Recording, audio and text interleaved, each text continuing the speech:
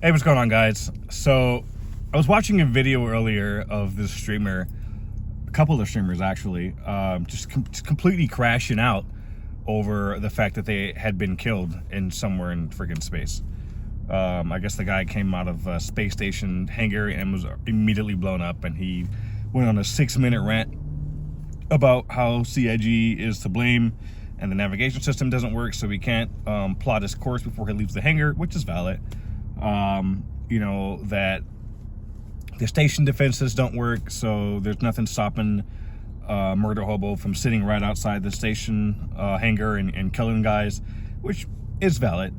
But he just goes on about how, you know, the guy is just a douchebag, and the CIG devs need to be fired because they can't do their jobs apparently and fix the issues, which I don't think is valid.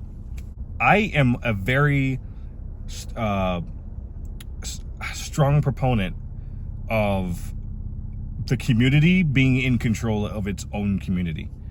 I do not like the idea of developer oversight or game mechanics in place that kind of force a player to play a certain way. I think it is much more beneficial for a community to be able to govern itself and be able to protect itself from those bad actors.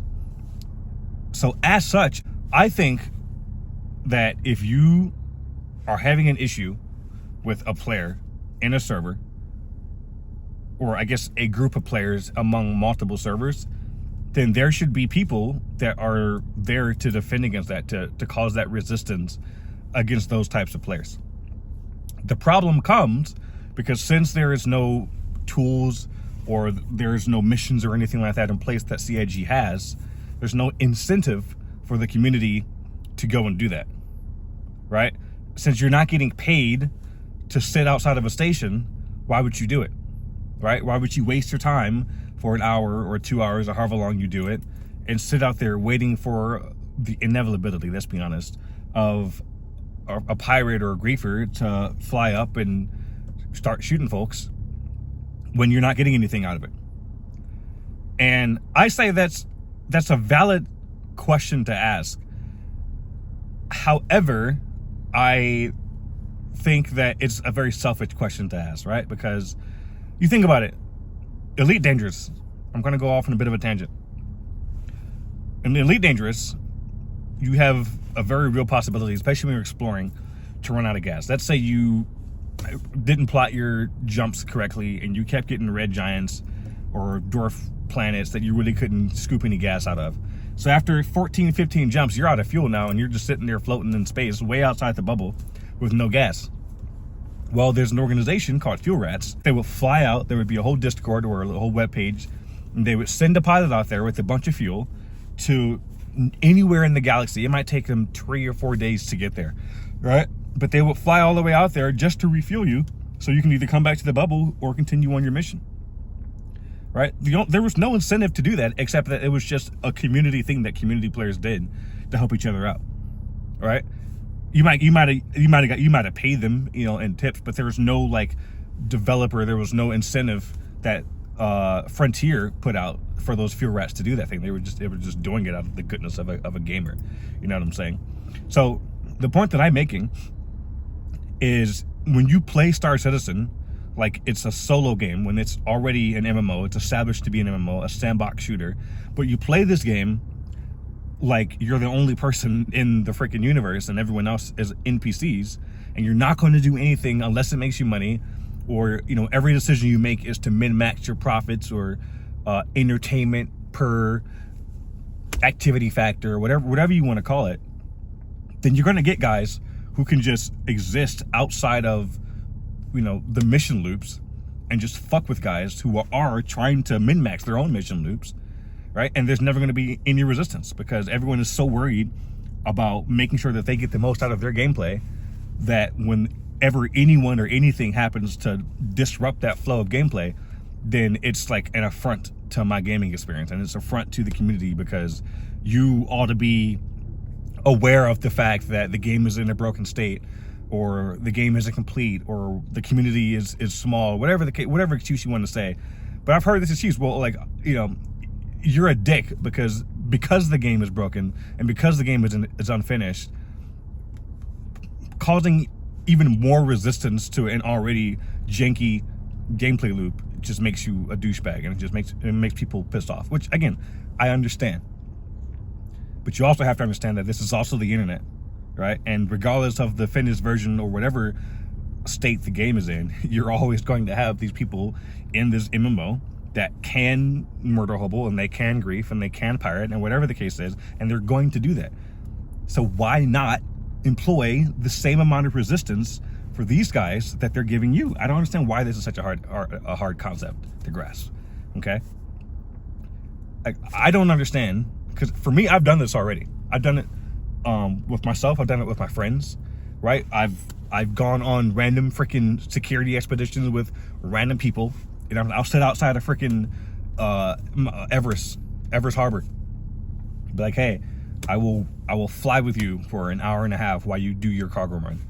All right, I'll take 10% of your profit, or whatever the case is. It's not even about the money for me, bro. For me, I just enjoy that, right? Because I enjoy the interaction that I'm getting from interacting with this player, right? I might establish a friendship for this guy for however long we play together. You know what I'm saying?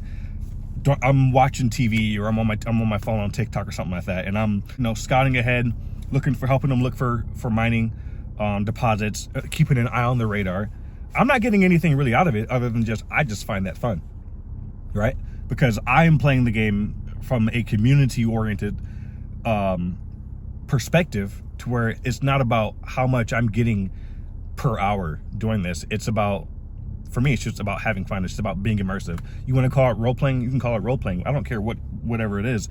And in turn, this guy feels secure for at least an hour and a half while he does his cargo run or he does his mining run, that he's not going to get fucked with. And if he does get fucked with, he's got someone who has his back to push that guy away, push that griefer away. Now, if you get overwhelmed, that's another thing. If a pirate crew comes up and I see a freaking mantis or a cuddy blue and 2 fucking arrows and a C2, I'm like, yeah, we're probably fucked, dude. I get it. Like, whatever. You can't really do much against that, right?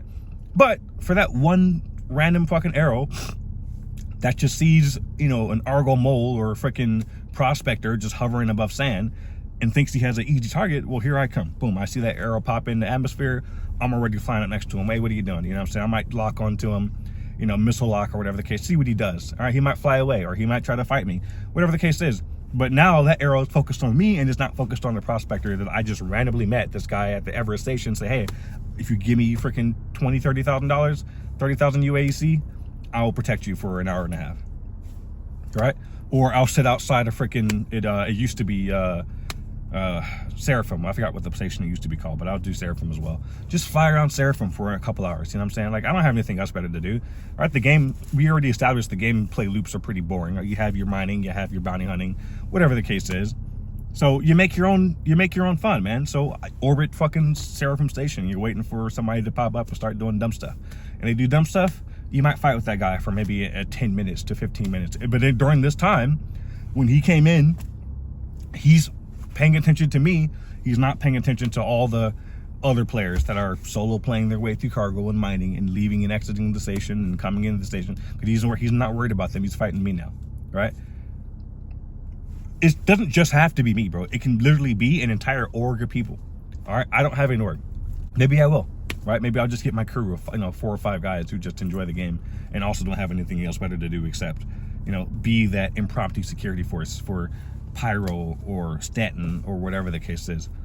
But I feel like this is what the community needs to do. This is the mindset the community needs to have, instead of my gameplay loop is broken and now I'm pissed off at this player and now I'm pissed off at the game and now I'm pissed off at the community because I spent an hour gearing up for a mining operation in a game that barely fucking works, and then I got blown up out of the station and now that hour is wasted, and now I'm pissed off because this guy dared to encroach upon my already janky gaming experience. Like, you either don't play the game at all, or you deal with the fact that the game is janky, but you're also going to have this other aspects of the community potentially there to fuck with you as well. That's just how I view it, bro. So, long story short, TLDR version, stop playing the game like it's a single player game, because it's not. It's a multiplayer game, right? And if you're that interested or you're that worried about the fact that there are murder hobos and there are pirates and there are griefers, then do something about it, dude. Right? But the excuse that it's not worth it, or it's boring, or, you know, you don't get anything out of it, or, you know, people say that, oh, like the tools aren't in place, right? There's no contract system, so, you know, who's to say you don't get robbed by the guy you're supposed to be protecting? That may happen, bro. That's the world. You know what I'm saying? You might hire fucking security in real life, right? And there's no contract system, so it's just a handshake deal. Hey, you know, I'll give you $500 to watch my back for a couple of days, you know, and that guy might rob you. Who knows? That's just, you know, the way the world works. However, he may just protect you. You know what I'm saying? You may just have a good experience with this person and also keep you safe and maybe keep the surrounding area safe. Right? I think for me, that's a very obvious answer. I don't know. I could be wrong. Maybe I'm just naive, but in my gaming experience of Star Citizen, I've been playing that game since 2022, 21, whenever 3.18 came out. 3.17. Yeah, because I couldn't play 3.18. That whole update was pretty screwed up for me. But either way, that's my 2 cents. As always, the last time we had a nice little conversation in the comments. I would love to do that again. So if you have anything that you either disagree with or agree with, go ahead and put that in the comments for me. But yeah, that's all I got. So I'll talk to you guys later on.